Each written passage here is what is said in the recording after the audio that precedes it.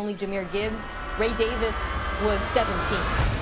And I think that's really important because not only is he's a home run hitter, he helps keep this offense on time. Look, the Bills do not have a group of world beaters at receiver. They have an all-world quarterback, but they also have a dominant run game. And I don't like the idea of taking Cook out of this group because I thought he was exceptional last year, and you saw him really develop, particularly when it came to that vision. James Cook is the second most important person on this offense.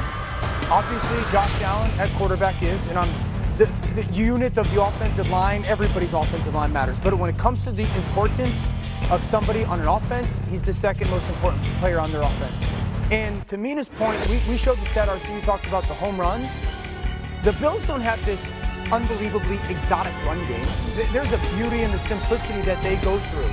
And you know how comforting it is for Joe Brady to be able on first down to call some of those basic runs when they had 6 offensive linemen on the field, and him to look down at his call sheet and go, all right, I'm either calling 1st and 10 or I'm calling 2nd and 6. Yeah. You know, like there was very few negative runs, very few you missed the hole, very few you tried to do too much, and so that rare ability of you got us 4 because that's all that was there, or you got us 15, 20, 40, and you made it the last third of it on your own, that's unique. And I hope Buffalo gets this done because he is vitally important to that offense. But I think you mentioning that he was number 2 also alludes to the point that him being number 2 and being as good helped number 1, who is Josh Allen, be much better, much more efficient with the football as well. But decision making, all of those things kind of go hand in hand. 100%. And one of those receivers that Josh Allen was throwing to was Khalil Shakir.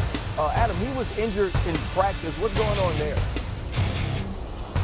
Or see, he's got a high ankle sprain. They're saying he's week to week, but this is going to be a multiple week injury. And now there's a question as to whether Khalil Shakir will be ready for week 1 when the Buffalo Bills play the Baltimore Ravens, who have their own injury question to a skill position player in Isaiah Likely, who's got a fracture in his ankle. And so there are questions about whether Shakir will be ready for week 1 against the Ravens. There are questions about whether Likely will be ready for week 1 against the Bills. Both teams have questions, but Khalil Shakir really has developed into Josh Allen's probably most reliable target, and now his status for week 1 is up in the air. Listen, he's such an important piece to that offense. That's why they signed him in this offseason. Hope he's healthy very early in this season. But guys, we're just getting... This jacket is a direct reflection of all of you who have poured into my life and in my career. I might be the one wearing this jacket, but I hope every time you see this jacket, you see yourself.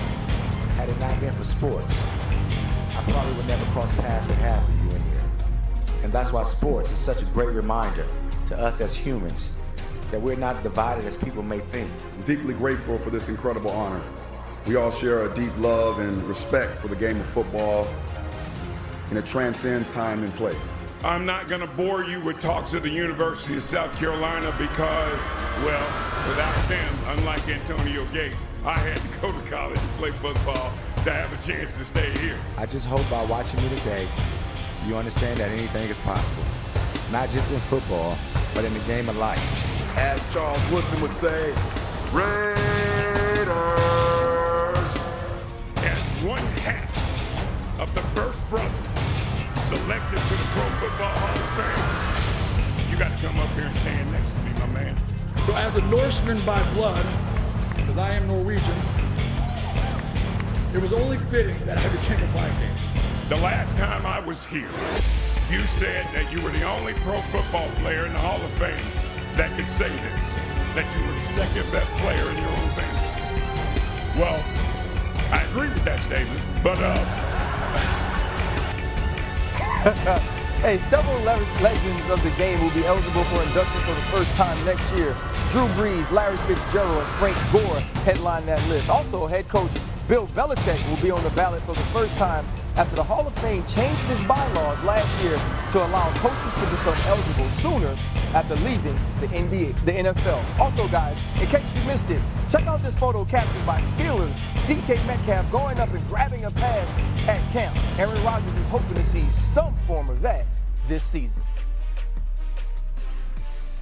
Now, guys, for more of what's going on in Steelers training camp, our Steelers reporter, Brooke Pryor, joins us now. Brooke, what have you been seeing at Steelers practice?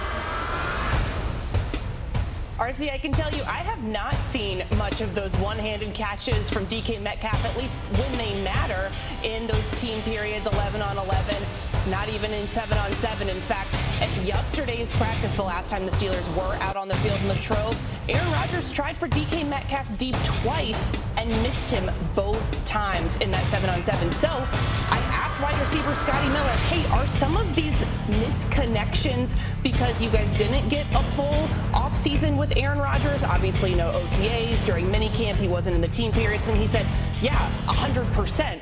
But then he said that we can learn through failure. So the good news is they are doing a lot of learning. And on the flip side of that, RC, you're going to like this.